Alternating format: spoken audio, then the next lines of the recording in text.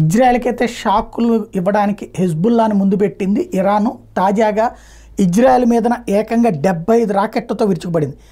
గాజాలో Israel Hamas మధ్య పోరు హోరాహోరీ సాగుతోంది. ముఖ్యంగా ఉత్తర గాజాలో జబాలియా కేంద్రంగా దాడులు ప్రతిదాడులు భారీ స్థాయిలో కొనసాగుతున్నాయి.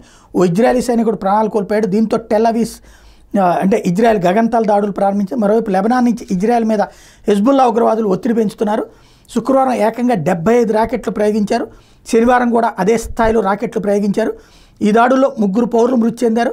హమాచర్లోని 3 బందీల మృతదేహాలు తాజాగా గాజాలో లభ్యమైన శుక్రవారం ఇజ్రాయెల్ రక్షణ దళాలు ప్రకటించినాయి. గత ఏడాది అక్టోబర్ 7న ఇజ్రాయెల్లోని సూపర్నోవా మ్యూజిక్ ఫెస్టివల్ కార్యక్రమం మీద హమాస్ దాడి చేసిన నేపథ్యంలో ఆ సమయంలో ఈ 3 హమాస్ మిలిటెంట్లు కాల్చి చంపారని, ఆ తర్వాత వాళ్ళ మృతదేహాలను గాజాకి తరలించారని ఐడిఎఫ్ ప్రతినిధి రియల్ అడ్మిరల్ డానియల్ హగారి ప్రకటించారు. మరోవైపు గాజాలో మృతి చెందిన భారత మాజీ సైనికాధికారి వైభవ్ అనిల్ కాలే భౌతిక కాయం శుక్రవారం భారత్కు చేరుకుంది. ఆయన మృతదేహానికి పూర్తి అధికారిక లాంఛనాలతో పూణేలో అంత్యక్రియలు నిర్వహించారు.